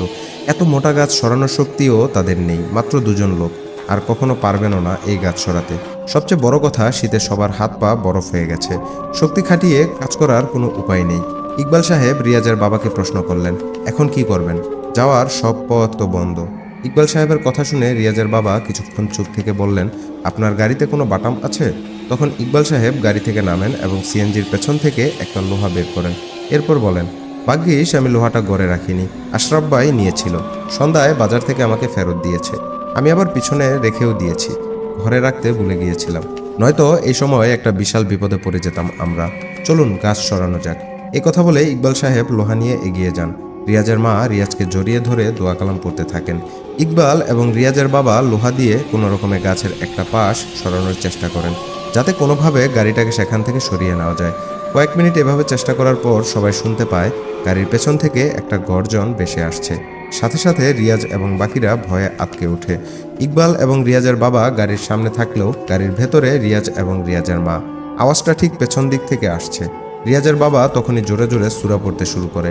ফলে গাড়ির ভেতর থেকে রিয়াজ এবং তার মা খেয়াল না করলেও ইকবাল এবং রিয়াজের বাবা দেখেন গাড়ির পেছন থেকে একটা বিশাল দেহের মানবাকৃতির কুকুর একটা ঝোপে ঢুকে গেল। অর্থাৎ কুকুরের মাথা ছিল মানুষের মতো, বাকি শরীরটা আবার কুকুরের মতো। স্পষ্ট দেখলেন ইকবাল সাহেব এবং রিয়াজের বাবা। রিয়াজের বাবা এটা দেখে ভয়ে আরো জোরে জোরে দোয়া পড়তে শুরু করেন। এদিকে ইকবাল সাহেব একা একা গাছটিকে সাইড করার চেষ্টা চালাচ্ছেন। তিনি আরো খেয়াল করলেন রাস্তার পাশে ঝোপে ঝাড়ে কারো দস্তাদস্তির শব্দ, যেন ঝোপের ভেতরে কেউ মারামারি করে যাচ্ছে। একটার পর একটা ভয়ানক ঘটনা ঘটেই চলেছে। রিয়াজের বাবার মুখ থেকে আল্লাহর বাণী থামছেই না। তিনি যত সূরা পারেন একে একে পড়তে শুরু করেন। এইভাবে আরো কয়েক মিনিট যাবার পর ইকবাল সাহেব বললেন, যেটুকু খালি হয়েছে তাদের গাড়িটা চলে যাবে, আসুন। এই বলে ইকবাল সাহেব গাড়ির দিকে এগিয়ে যান। পেছনে পেছনে রিয়াজের বাবাও আসেন এবং ঝামেলা ছাড়া এবার গাড়ি স্টার্ট দিয়ে তারা রওনা করেন কবিরাজের ঠিকানায়। অবশেষে প্রায় 1.5 ঘন্টা পর তারা কবিরাজের বাড়ির সামনে আসেন। রিয়াজের বাবা গাড়ি থেকে নেমেই খেয়াল করলেন চাপদারি সহ একজন মুরব্বী দাঁড়িয়ে আছেন, যেন তিনি রিয়াজের জন্যই অপেক্ষা করছেন। রিয়াজের বাবা কিছু বলার আগেই উনি বললেন, গাড়ির পেছন থেকে দৌড়ে পালিয়ে যাওয়া মানব কুকুরটি বদ জিন ছিল। সাথে সাথে আমি আমার জিনদের পাঠিয়ে তাদের আটকিয়েছি। ঝোপের মাঝে যে দস্তাদস্তির শব্দ শুনেছেন সেটা আমার জিন আর সেই বদ জিনের দস্তাদস্তি। পরবর্তীতে বদ জিন আর আপনাদের বাধা দিতে পারেনি, কারণ আমার জিনেরা তাকে ধরে রেখেছিল। আপনিও অনেক সূরা পড়েছেন, তাই জিনগুলো কিছুটা দুর্বল হয়ে পড়েছিল, নয়তো রাস্তাতে আজ আপনাদের মেরে ফেলতো তারা। মুরব্বীর কথা শুনে রিয়াজের বাবা অবাক হয়ে তাকিয়ে থাকেন। উনি সবকিছু জানেন কিভাবে? এতদিন পর একজন ভালো কবিরাজ পেয়েছেন দেখে রিয়াজের বাবা কবিরাজের কাছে আকুতি মিনতি করতে থাকেন। আল্লাহ আপনাকে উসিলা করে হয়তো পাঠিয়েছেন। আমি জানি আল্লাহর বাণী ব্যতীত কারো সাধ্য নেই অলৌকিক এই শক্তিকে আটকানোর। হয়তো অনেকের কৌশল জানা আছে, আবার অনেকের নেই। আপনি দয়া করে আমার ছেলেটিকে সুস্থ করে দিন, অনেক কষ্ট পাচ্ছে আমার ছেলেটা। হুজুর মুচকি হেসে বললেন, ইনশাআল্লাহ, আমি অবশ্যই চেষ্টা করব, কিন্তু আপনাদের কারোর মধ্যে আমি সেই বদ জিনকে হাজির করব। তুলারাশি কার? হুজুরের কথা শুনে রিয়াজের বাবা কিছুক্ষণ চুপ থেকে বললেন, রিয়াজের তুলারাশি। হুজুর আবার মুচকি হেসে বললেন, চিন্তার কিছু নেই, ওর কিছু হবে না।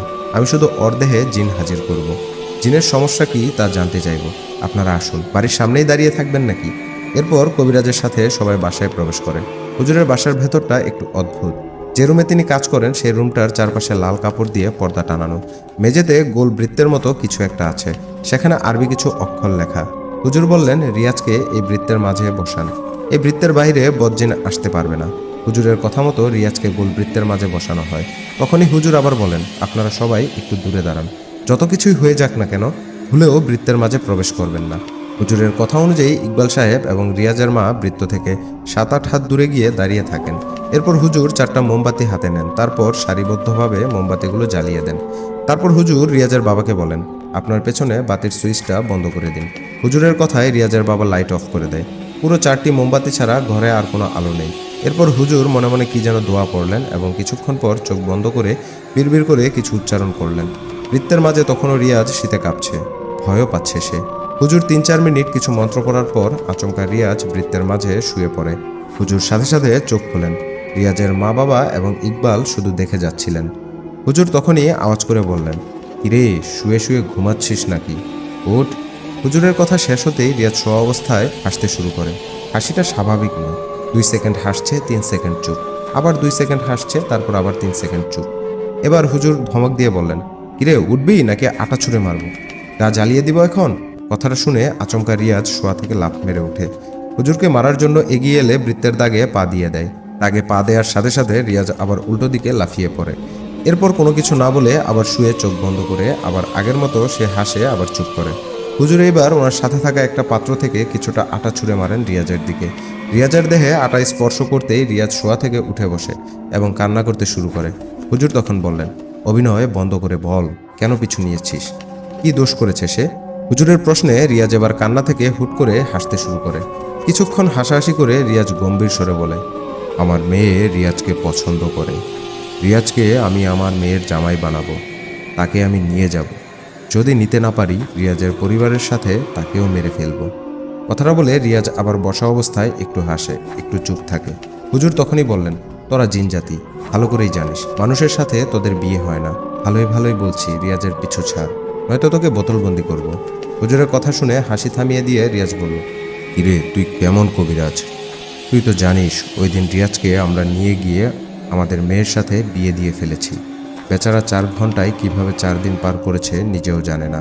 আমি তো তাকে নিয়ে যাবই, তুই আমাকে আটকাতে পারবি? হুজুর এবার রেগে গিয়ে বললেন, ওটা বিয়ে ছিল না।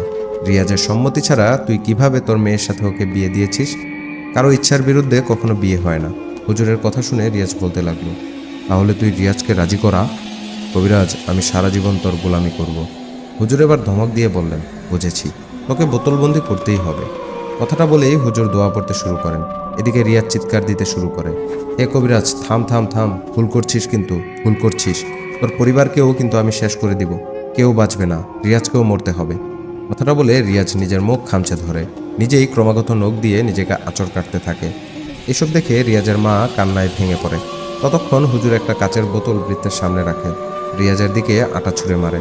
অদ্ভুতভাবে সবার সামনে রিয়াজের শরীর থেকে একটা সাদা আলো বেরিয়ে এসে বোতলের ভেতরে ঢুকে যায়। হুজুর সাথে সাথে বোতলের মুখ বন্ধ করে দেন। এদিকে বৃত্তের মাঝে রিয়াজ জ্ঞান হারিয়ে শুয়ে পড়ে। হুজুর জিন বন্দি করা সেই বোতলের উপরে লাল সুতা বেঁধে দেন। সুতাগুলো সাধারণ কোনো সুতা নয়, সেগুলো সবই পরা সুতো। এরপর হুজুর বললেন, রিয়াজ এখন পুরোপুরি সুস্থ। শয়তান রক্ষা না পেয়ে রিয়াজের মুখে আঘাত করেছে। ডাক্তারের কাছ থেকে কিছু ওষুধ নিয়ে খাওয়ালে ঠিক হয়ে যাবে। আর আমি এই বদ জিনকে মাটির নিচে পুঁতে আসবো, চিন্তার কিছু নেই। রিয়াজের মা দৌড়ে গিয়ে রিয়াজকে জড়িয়ে ধরে এবং কান্না শুরু করে। রিয়াজের বাবারও চোখে পানি টলমল করছে। হুজুরকে হাদিয়া হিসাবে টাকা দিতে চাইলে হুজুর টাকা নেন না। উল্টো তিনি বলেন, আপনি আমাকে টাকা না দিয়ে একটা গরু জবাই করে আল্লাহর নামে এলাকায় গরিবদের খাইয়ে দিন। আমার ভালো জিনেরাও আপনার সেই দাওয়াতে যাবে। তবে মনে রাখবেন, গরুর হাড্ডি এবং তাজা রক্তগুলো পরিষ্কার একটি স্থানে রাখবেন। আমার জিনেরা ওটা খেয়ে নেবে। সেদিন কবিরাজকে বিদায় দিয়ে রিয়াজের বাবা বাসায় চলে আসেন। রিয়াজ সুস্থ হওয়ায় রিয়াজের স্ত্রী তাসকিয়াও শ্বশুরবাড়িতে আসে। যদিও পরে সব জেনে যায় তাসকিয়া। অন্যদিকে কবিরাজের কথা অনুযায়ী রিয়াজের বাবা একটা গরু জবাই করে গরিবদের দাওয়াত করে খাওয়ান এবং হাড্ডির সাথে তাজা রক্ত একটি পরিষ্কার প্লাস্টিকের উপরে রেখে দেন তিনি। সারা রাত ওগুলো ওখানেই ছিল। সকালবেলা খেয়াল করেন পুরো প্লাস্টিক একেবারে পরিষ্কার, অর্থাৎ প্লাস্টিকের উপরে এক ফোঁটা রক্তও নেই। সবাই বুঝে যায় জিনেরা এসে খেয়ে গেছে। এভাবে প্রায় 1 মাস কেটে যাওয়ার পর একদিন রাতে হঠাৎ রিয়াজের ঘুম ভেঙে যায়। রুমে পুরো অন্ধকার। রিয়াজ তাকিয়ে দেখে তাজকিয়া জানালা খুলে বাইরে তাকিয়ে আছে। রিয়াজ মোবাইল হাতে নিয়ে দেখে রাত 1:18। এত রাতে তাজকিয়া জানালায় কি করছে ভেবে রিয়াজ উঠে বসে। তখনই সেই অদ্ভুত গ্রান রিয়াজের নাকে এসে ঢুকে। এদিকে তাজকিয়া জানালার দিকে তাকিয়ে বিড়বিড় করে কি যেন বলে। রিয়াজ বিছানা থেকে নেমে তাজকিয়ার কাছে যায়। তাজকিয়া তখনও জানালার দিকে তাকিয়ে বিড়বিড় করে যাচ্ছে। রিয়াজ ধীর পায়ে তাজকিয়ার কাঁধে হাত রাখতেই তাজকিয়া বিড়বিড় করা বন্ধ করে দেয়। রিয়াজ কিছুটা বুঝতে পারে, যেহেতু কদিন আগেই সে এসব থেকে বেরিয়ে এসেছে, তাই এখন এসব বিষয় রিয়াজের কাছে অনেকটাই পুরনো বা পরিচিত। রিয়াজ কাপা স্বরে বলল, কি দেখছো তুমি? আর এত রাতে কী সব বলছো? রিয়াজের কথা শুনে তাসকিয়া কেমন একটা আচরণ করতে শুরু করে, যেন অনেক রেগে গিয়েছে। জোরে জোরে নিঃশ্বাস নিচ্ছে এবং একদৃষ্টিতে জানালার বাইরে তাকিয়ে আছে। রিয়াজ আর কিছু একটা প্রশ্ন করতে যাবে, সেই মুহূর্তে তাসকিয়া মাথা ঘুরিয়ে সেখানেই জ্ঞান হারায়।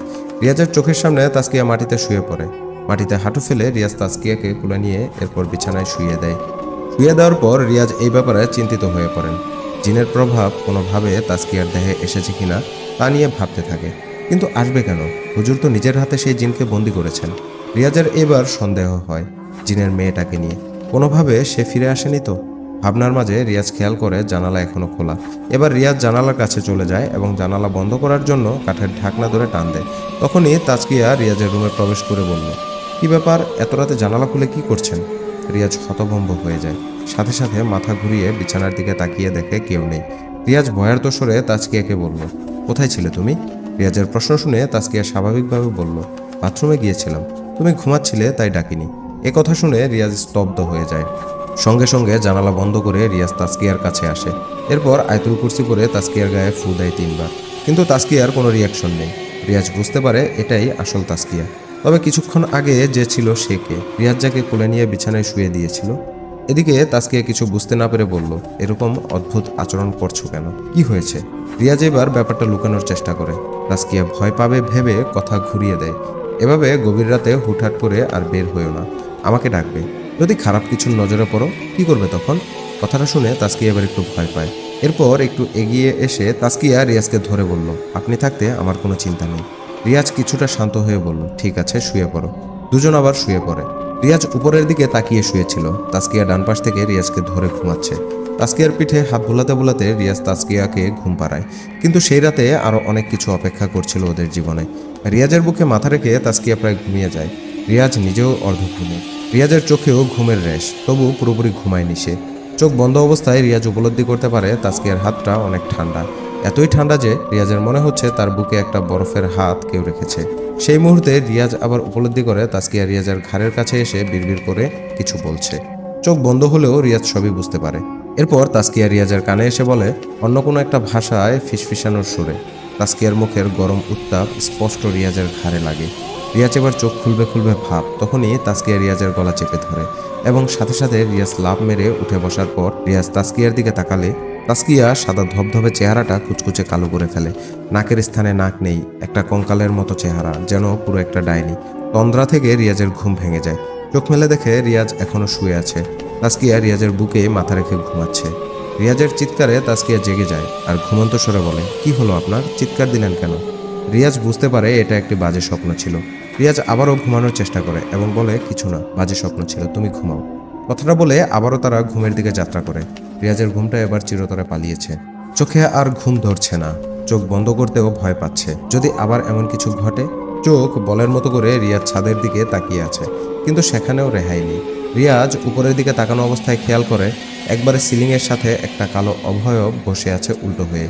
রিয়াজের চোখের ভুল ভেবে ভালোভাবে তাকায় সে, এবং সে খেয়াল করে ছাদের সাথে একটা অবয়ব সত্যিই আছে, তাও উল্টো হয়ে।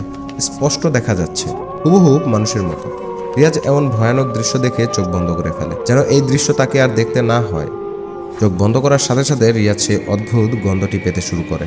এটি যেন অভয়বটার দেহের ঘ্রাণ। মনে মনে রিয়াজ দোয়া দুরুদ পড়তে শুরু করে। সকাল হলেই সে কবিরাজের কাছে যাবার সিদ্ধান্ত নেয়। কিছু সূরা পাঠ করে সে সাহস করে আরেকবার চোখ খোলার সাথে সাথেই রিয়াজ দেখতে পায় সে কালো অভয়বটা ঠিক রিয়াজের মুখের সামনে, মাত্র 1 হাত দূরত্বে। রিয়াজ আবার চোখ বন্ধ করে দোয়া পড়তে শুরু করে। ওই গন্ধটি যেন এবার তীব্রভাবে রিয়াজের নাকে ঢুকছে। রিয়াজের ভেতরে ভয়ে সব চুরমার হয়ে যাচ্ছিল। কয়েকবার দোয়া দুরুদ পড়ার পর রিয়াজ শুনতে পায় গরুর ডাক। রিয়াজের ঘরের পূর্ব পাশে একটা গোয়াল আছে, সেখানে রিয়াজের বাবা 3টি গরু পালন করেন। গোয়ালঘর থেকে গরুর ডাক আসতেই রিয়াজের চোখ খোলে। প্রচণ্ড জোরে জোরে গরু ডাক দিচ্ছিল। রিয়াজ তাসকিয়াকেও শব্দগুলো শোনায়। আল্লাহর নাম স্মরণ করে তারা। কিছুক্ষণ পর গরুর ডাক আর নেই। গোয়াল থেকে অনেক দস্তাদস্তির শব্দ বেশি আসে, যেন কেউ জোর করে গরুর সাথে মারামারি করছে। রিয়াজ ভয়ে দোয়া পড়েই যাচ্ছিল। কিছুক্ষণ পর ফজরের আজান শুনতে পায়। আজান শোনার সাথে সাথেই বিছানা থেকে উঠে। আচমকা রিয়াজের লাফ মেরে ওঠার কারণে তাজকেও উঠে বসে। রিয়াজ লাফ দিয়ে বিছানা থেকে উঠে লাইট জ্বালায়। সেই মুহূর্তে রিয়াজের বাবা রিয়াজের রুমে দৌড়ে এসে বলে, সারা রাত আমাকেও জ্বালিয়েছে। গোয়ালঘরে অনেক দস্তাদস্তি শুনলাম, গরু মনে হয় একটাও বেঁচে নেই। রিয়াজ বুঝে যায় অস্বাভাবিক ঘটনা শুধু রিয়াজের সাথে নয়, রিয়াজের বাবার সাথেও ঘটছে। রিয়াজ লুঙ্গির বাত শক্ত করে বেঁধে লাইট হাতে নেয়। এরপর দৌড়ে যায় গোয়ালঘরের দিকে। সেখানে গিয়ে ওনারা যা দেখতে পায় তা দেখার জন্য তারা কোনোভাবেই প্রস্তুত ছিল না। রিয়াজের গোয়ালে বড় এবং সবচেয়ে শক্তিশালী যে গরুটা ছিল সে নিচে পড়ে আছে, তবে গরুর দেহটা ঠিকই ছিল, মাথাটা কেউ খেয়ে চলে গেছে। এমন দৃশ্য দেখে রিয়াজের বাবা সেখানে বসে কান্না শুরু করে দেয়। গরুটার জন্য মায়া হবারই কথা। মুদি দোকানের পাশাপাশি উনি গরু পালন করতেন। যদিও রিয়াজের বাবা এলাকার একজন গণ্যমান্য ব্যক্তি, মুরব্বী হিসাবে এলাকার সবাই ওনাকে যথেষ্ট সম্মান করেন। এলাকার নালিশ বিচারেও ওনাকে বেশিরভাগ সময় ডাকা হয়। এত শক্ত এবং কঠোর একজন ব্যক্তির চোখে পানি আসাটা স্বাভাবিক নয়, তবুও তিনি কেঁদে ফেললেন। 3 বছর ধরে যে গরুকে উনি যত্ন সহকারে লালন পালন করছেন সেই গরুর মৃত্যু। এই ভোর সকালে ওনার কান্নাকাটি শুনে বাড়ির বাকিরা দৌড়ে আসেন। গত 3 মাসে জাহাঙ্গীর সাহেব এবং রোকেয়া বেগমও সুস্থ হয়ে যান। গরুটার এমন অস্বাভাবিক মৃত্যু দেখে ওনাদের মায়া লাগে, তবে মূল বিষয় হচ্ছে ভয়। ভয়ের ব্যাপারটা সবার মাঝে আবারও জাগ্রত হয়ে ওঠে। গরুর যদি এমন অবস্থা হয় তাহলে অশরীরটা কত ভয়ানক। যাই হোক, এই গরুর মাংস তো আর খাওয়ার উপযুক্ত নেই। গরুটি ওভাবে বাড়ির পেছনে কবর দিয়ে দেওয়া হয়। মরা বাড়ির মতো সবাই রিয়াজদের উঠানে দাঁড়িয়ে আছে, সবার চোখে মুখে আতঙ্ক। নীরবতার মাঝে রিয়াজের বাবা বললেন, আবার সেই কবিরাজের কাছে যেতে হবে। কেন এই জিন আবার ফিরে এলো তা জানতে হবে। রিয়াজের বাবার কথায় রিয়াজ এগিয়ে এসে বলল, আমার কাছে কবিরাজের নাম্বার আছে, কল দিলেই হয়। রিয়াজের বাবা হতাশার চাহনিতে রিয়াজের মুখের দিকে তাকিয়ে বলল, দিয়েছি আমি কল, ওনার ফোন বন্ধ। খোঁজখবর নেওয়ার জন্য গত 2 সপ্তাহ থেকে কল দিচ্ছি, উনি ফোন বন্ধ করে রেখেছেন। রিয়াজের বাবার এমন উত্তরে রিয়াজ আবারও বলল, তাহলে আর কি করার, আমরা ওনার বাড়িতেই যাই। রিয়াজ কথাটা বলতেই রিয়াজের ঘরের ভেতর থেকে একটি শব্দ ভেসে আসে, যেন ঘরে থাকা টেবিলটাকেও উপড়ে ফেলে দিয়েছে। রিয়াজ সহ সবাই বারান্দায় যায়। হঠাৎ ঘরে এমন শব্দ শুনে সবাই দরজার ফাঁক দিয়ে ঘরে তাকায়। এবার দেখে সত্যি সত্যি প্রথম রুমের টেবিলটি মাটিতে পড়ে আছে। এতে কারো বুঝতে অসুবিধা হয়নি জিনটা এখানে আবারও উপস্থিত। রিয়াজের বাবা রিয়াজকে চোখের ইশারায় চুপ থাকতে বললেন। রিয়াজও চুপ হয়ে যায়, কিন্তু তারা মনে মনে সিদ্ধান্ত নেয় কবিরাজের বাড়িতে যাবে। রিয়াজের ছোট ভাইয়ের সাথে এই অবধি কিছুই ঘটেনি। এই ব্যাপারটা অদ্ভুত লাগে সবার কাছে। আবার জিন তো রিয়াজের পিছু নিয়েছে, তবে রিয়াজের বাবাকে কেন গতরাতে সে টর্চার করলো? তাও একটা রহস্য। সবার ধারণা রিয়াজের বাবার উপর আক্রোশ থেকেই জিনটা রিয়াজের বাবাকে আক্রমণ করে যাচ্ছে। এদিকে একই বাড়ির রুজিনা বেগম কয়েকটা রুটি এবং এক বাটি ডাল হাতে নিয়ে এসে বলল, আপনাদের তো এখন খারাপ দিন যাচ্ছে, কিছু তো রান্না করেননি, এগুলো খেয়ে নিন, এরপর যা করার করবেন। রুজিনা বেগম কথাটা বলে রুটি এবং ডালের বাটি এগিয়ে দেন। তাসকিয়া এগিয়ে এসে ডালের বাটি হাতে নেয়। এরপর সে বাটি নিয়ে ঘরে প্রবেশ করতেই একটা বিকট শব্দ ভেসে আসে। বারান্দা থেকে সবাই দৌড়ে ঘরে প্রবেশ করে দেখে তাসকিয়ার হাত থেকে রুটি এবং ডালের বাটি পড়ে গেছে। তাসকিয়াও মাটিতে ডালের উপর শুয়ে আছে। রিয়াজ দৌড়ে গিয়ে তাসকিয়াকে মাটি থেকে তোলার চেষ্টা করে। রিয়াজ তাসকিয়াকে কোলে নেওয়ার জন্য সোজা করতেই তাসকিয়া রিয়াজের দিকে তাকায়, চোখ বড় করে একটা হাসি দেয়, তবে আওয়াজ ছাড়া মুখ দিয়ে শব্দ বের হয় না। তাসকিয়ার এই অবস্থা দেখে সবাই ভয়ে পিছুপা হয়ে যায়, কিন্তু রিয়াজ সেই মুহূর্তে দোয়া পড়তে শুরু করলে তাসকিয়া মাটি থেকে ডালের বাটি নিয়ে সোজা রিয়াজের মাথায় আঘাত করে। বাড়ির সবাই অবাক হয়ে যায়। রিয়াজের মাথা থেকে গল গল করে রক্ত বেরিয়ে আসে। এদিকে তাসকিয়াও কিছুক্ষণের মধ্যে জ্ঞান হারায়। বিছানায় তাসকিয়া শুয়ে আছে, পাশে মাথা ফাটা নিয়ে রিয়াজ বসে আছে। ডাক্তারকে খবর দেওয়া হয়েছে, কিছুক্ষণের মধ্যে আসবেন তিনি। বাড়ির অনেকে রিয়াজের ঘরে ভিড় জমিয়ে দাঁড়িয়ে আছে। কেউ এসেছে রিয়াজকে সান্ত্বনা দিতে, আবার কেউ এসেছে ভূত দেখার জন্য, অর্থাৎ তামাশা দেখার জন্য। গতবার রোকেয়া বেগম এবং জাহাঙ্গীর সাহেবকে আঘাত করায় এবার কেউ সাহস করে ওদের সাহায্য করতে আসেনি। যদি কেউ দোয়া কালাম পড়ে তবে সেই জিন ক্ষিপ্ত হয়। আল্লাহর বাণীর উপর তাদের এই মুহূর্তে ভরসা ঠিকই আছে, কিন্তু সাহস নেই যে সে আল্লাহর বাণী উচ্চারণ করবে। এইবার হঠাৎ সেখানে এসে উপস্থিত হন সেই ইমাম সাহেব, যিনি প্রথমবার সাহায্য করেছিলেন এবং আক্রমণের শিকারও হয়েছিলেন। ইমাম সাহেবকে সবাই সালাম দেয়। ইমাম সাহেব উত্তর নিয়ে বললেন, আমি সব শুনেছি, আমার কি অবস্থা হয়েছে তা তো আপনারা দেখেছেন। এই জিন কোনো সাধারণ জিন নয়। মানুষের মাঝে যেমন ধনী গরিব থাকে, জিন জাতির মধ্যেও এমন কিছু আছে। আমাদের যে পিছু নিয়েছে সে জিনের সর্দার। সাধারণ জিন হলে তাকে বন্দি করা কোনো ব্যাপার নয়, কিন্তু জিনের সর্দারকে দেখলে বিভিন্ন কবিরাজেরা ভয়ে থেমে যায়, কারণ তাদের কাছে যে জিন আছে, অর্থাৎ যে জিন দিয়ে কবিরাজরা আপনাদের ঠিক করবে, সেই জিনগুলোর সর্দার আপনাদের পিছু নিয়েছে। নিজেদের রাজার সাথে কে যুদ্ধ করবে বলুন? ইমাম সাহেবের কথা শুনে রিয়াজের বাবা বললেন, কিন্তু আপনার দেয়া ঠিকানায় আমরা যে কবিরাজের কাছে গিয়েছিলাম, উনি তো জিন বশ করেছিলেন এবং আমাদের সামনে বোতলে ঢুকিয়েছিলেন। তাহলে প্রশ্ন থেকে যায়, সব জিন যদি জিনের সর্দারকে ভয় পায়, তবে ওই কবিরাজ কিভাবে বন্দি করলো সর্দারকে? আর গত 3 মাস কোনো ঘটনা ঘটেনি, এই 3 মাস পর আবার কেন শুরু হলো হঠাৎ করে? রিয়াজের বাবার কথা শুনে ইমাম সাহেব মুচকি হাসলেন। এরপর বললেন, আপনারা গত 3 মাস আগে যে কবিরাজের কাছে গিয়েছিলেন, তাকে কি এখন ফোনে পাচ্ছেন? না, গত 2 সপ্তাহ ধরে ওনাকে কল দিচ্ছি, কিন্তু ফোন বন্ধ। ওনার ফোন আর খুলবে না। ওই কবিরাজের সাথে কি হয়েছে তা তো আপনারা জানেন না।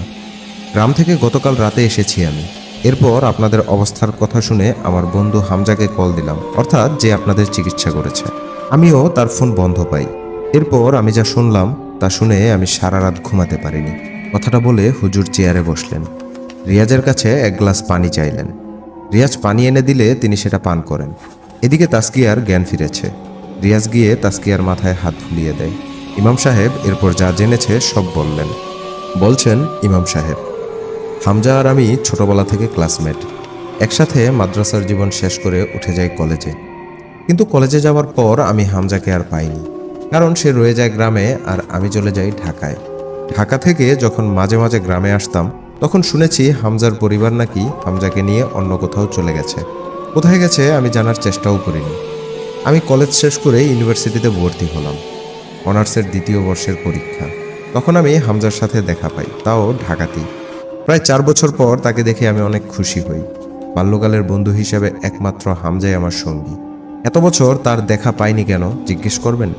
আমি জিজ্ঞেস করেছিলাম, কিরে এত বছর তুই কোথায় ছিলি, আর তুই তোর পরিবার নিয়ে কোথায় হারিয়ে গিয়েছিলি?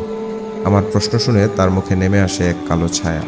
হামজা আমাকে বলে, তোর বাবার টাকা ছিল, তাই তুই ঢাকায় পড়তে পেরেছিস। আমার ফ্যামিলি সম্বন্ধে তোর ধারণা আছে নিশ্চয়ই। বাবা কৃষক, তার উপর কিস্তির ঝামেলা, অনেক অশান্তি।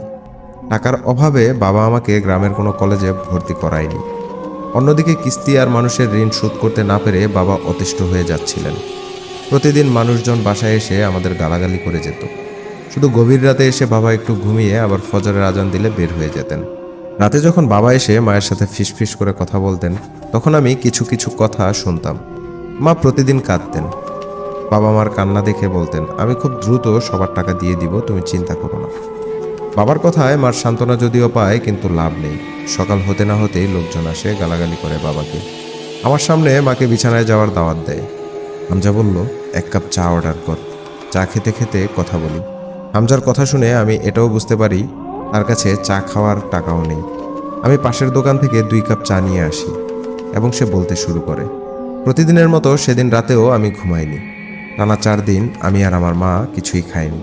বাবা রাতে আসতো, কিন্তু বাজার আসতো না। এভাবেই দিন পার হয়ে যাচ্ছিল।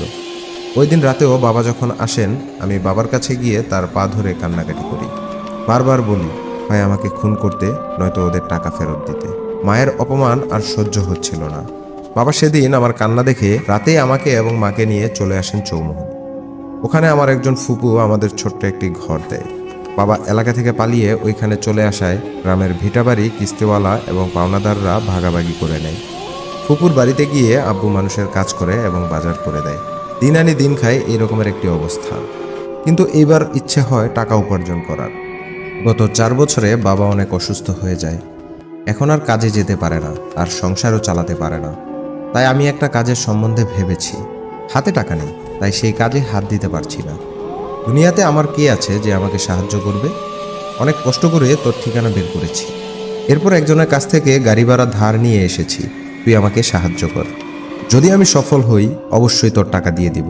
আর যদি সফল না হই, আমাকে গালি দিস না। হামজার মুখের কথাগুলো শুনে আমি নিজেই আমার চোখের পানি আটকে রাখতে পারিনি। একটা মানুষের জীবনে কতটা অসহায়ত্ব নেমে আসলে গ্রামের ভিটাবাড়ি ছেড়ে এইভাবে পথে ঘুরে বেড়ায়। আমি বললাম, তুই কোনো চিন্তা করিস না, তোর ব্যবসার যত টাকা লাগে সব আমি দিব। আর আন্টিকে আমার সালাম জানাবি। আমি কদিন পর তোর ফুপুর বাসায় আসবো আন্টিকে দেখার জন্য। এরপর হামজাকে নিয়ে কিছুক্ষণ আড্ডা দিয়ে আমি বাসে তুলে দিই। যাওয়ার সময় ওর হাতে 50,000 টাকা দিয়েছিলাম, যাতে সে ব্যবসা করতে পারে। এভাবে আরও 1 বছর কেটে যায়। উত্তেজনার বশে আমি হামজার ঠিকানা জিজ্ঞেস করতে ভুলে গিয়েছিলাম, কিন্তু জানতাম চৌমোহনীতে থাকে। কিন্তু এত বড় শহর, আমি তাকে খুঁজবো কোথায়? যাই হোক, এই ব্যাপারে আমি তখনও ভাবিনি। সবসময় মন থেকে ওর জন্য দোয়া করতাম। 1 বছর পর আমার ভার্সিটি শেষ করে আমি গ্রামে ফিরে যাই।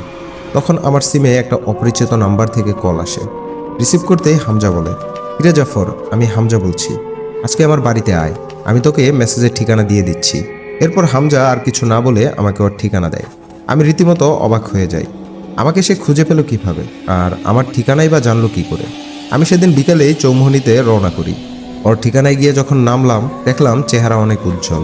আমি ওর বাড়িতে যেতেই আগেও আমাকে জড়িয়ে ধরলো। ওর উন্নতি দেখে আমি অবাক হয়ে যাই। মানুষের উপকার করার উদ্দেশ্য ছিল তার। সে এখন নামকরা কবিরাজ।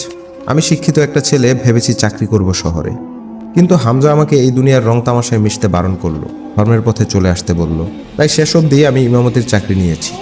আলহামদুলিল্লাহ, কম বেতন হলেও এই টাকায় অনেক বরকত। মাস পেরিয়ে আমার জমানোর জন্য কিছু টাকা বেঁচে যায়। এরপর কেটে গেল এই 28 বছর। দুজনেই বৃদ্ধ হলাম, যে যার কর্মজীবনে ব্যস্ত। আমি পাঠিয়েছিলাম বলে হামজা আপনাদের কাছ থেকে হাদিয়া নেয়নি। আমি গতকাল হামজাকে ফোনে না পেয়ে ওর কর্মচারী রফিককে কল করেছি। রফিক আমাকে জানায় 3 মাস আগে যে রোগীর চিকিৎসা করেছে হামজা, সেদিন থেকে হামজার সাথে খারাপ কিছু ঘটতে শুরু করে। ইমাম সাহেবের কথা শুনে সবার কপালে ঘামের রেশ জমে। কারো বুঝতে বাকি রইল না হামজা কবিরাজের সাথে কি হয়েছে।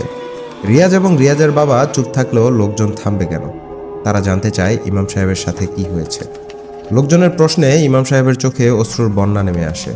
তিনি ইচ্ছে করেও সেই চোখের পানি আটকে রাখতে পারেনি। পরে তিনি একটু কর্কশ স্বরে বললেন, রিয়াজ ভাই, আমাকে আরেক গ্লাস পানি দিবেন? রিয়াজ ইমাম সাহেবের কথায় টেবিল থেকে আরও 1 গ্লাস পানি নিয়ে আসে। গ্লাস ইমাম সাহেবের সামনে রাখতেই ইমাম সাহেব বললেন, ঘরের পাতিলে যদি নষ্ট কোনো তরকারি থাকে বা অন্য কারো ঘরে যদি কোনো কিছু থাকে, নিয়ে আসুন। ইমাম সাহেবের কথায় আমরা সবাই বিস্মিত হই। পানি খাবে ভেবেছি সবাই, কিন্তু পানির সাথে নষ্ট খাবার কেন চাচ্ছেন তিনি? যদিও সবার মাথায় প্রশ্নের পর প্রশ্ন ঘুরছিল, তাই বাড়তি প্রশ্ন না করে রিয়াজের মা গতকালের নষ্ট তরকারির পাতিল নিয়ে আসে। ইমাম সাহেব বসা থেকে উঠে সেই পাতিলে হাত দেয়। এরপর লোকজনকে সরতে বলে। তিনি সব নষ্ট তরকারি পাতিল থেকে মাটিতে ফেলে দিলেন। পরক্ষণে তিনি হাতে থাকা গ্লাস মুখের কাছে নিয়ে কিছু সূরা কালাম পাঠ করেন এবং সেই পানি তরকারির উপর ঢেলে দেন। সবাই অবাক হয়ে দেখছে ইমাম সাহেবকে। সবার মুখে কৌতূহল। ইমাম সাহেব চেয়ারে উঠে বসলেন এবং বললেন, ভয়ের কিছু নেই। আমি আপাতত জিনদের আটকে দিয়েছি। এই নষ্ট খাবার ওরা খেতে না চাইলেও সূরার আয়াত এদের খাওয়াবে। এই খাবারই খাওয়াবে। অন্তত 5 ঘন্টা জিনেরা কেউ আমাদের আক্রমণ করতে পারবে না। যখন এই তরকারি মাটিতে শুকিয়ে যাবে, একমাত্র তখন জিনেরা আবার ছাড়া পাবে। ইমাম সাহেবের কথা শুনে বাড়ির একজন যুবক বলল, তাহলে তো হুজুর 5 ঘন্টা পর আমাদের সবাইকে জিন আক্রমণ করবে। যুবকের কথা শুনে বাড়ির সবার চোখে মুখে আবারও ভয়ের ছাপ। হুজুর ছেলেটির কথায় মুচকি হেসে বললেন, আমি আছি, কিছু করতে পারবে না ওরা। কথাটা বলে হুজুর রিয়াজের কাছে গামছা চায়। রিয়াজের মা দড়িতে ঝুলানো গামছা এনে দিলে হুজুর সেটি দিয়ে হাত মুছেন। এরপর আবার ধীরস্বরে বললেন, আমাকে প্রশ্ন করেছেন হামজার সাথে কি হয়েছে। ঠিক আছে, শোনাচ্ছি আমি। তবে হামজার সাথে যা হয়েছে তা যেন আর কারোর সাথে না হয় এই প্রার্থনা করি। এরপর তিনি হামজা সাহেবের কর্মচারীর কাছ থেকে যেভাবে শুনেছিলেন সেভাবেই বর্ণনা করছেন। কি হয়েছিল হামজা হুজুরের সাথে? হামজা হুজুর কি আদৌ বেঁচে আছে? রিয়াজ কি মুক্তি পেয়েছে সেই জিনের অত্যাচার থেকে? রিয়াজের পরিবার কি আদৌ শান্তিতে আছে? বা ইমাম সাহেবেরই সর্বশেষ কি হয়েছিল? এ বিষয়ে জানতে হলে আপনাদের অপেক্ষা করতে হবে পরবর্তী এপিসোডের জন্য। আমরা খুবই দ্রুত পরবর্তী এপিসোড নিয়ে আপনাদের মাঝে হাজির হব। আশা করি আজকের ঘটনাটি আপনাদের ভালো লেগেছে। ঘটনাটি যদি ভালো লেগে থাকে তাহলে অবশ্যই লাইক করে দিবেন এবং কমেন্টসের মাধ্যমে আপনার মূল্যবান মতামত জানিয়ে দিবেন আমাদের। আর বন্ধুদের সাথে অবশ্যই বেশি বেশি শেয়ার করতে ভুলবেন না। ফিরে আসবো ফকির জিনের 3য় পার্ট নিয়ে খুবই দ্রুত। সে পর্যন্ত সবাই ভালো থাকুন, সুস্থ থাকুন, এই কামনায় শেষ করছি আজকের এপিসোড। ধন্যবাদ সকলকে। আল্লাহ হাফেজ।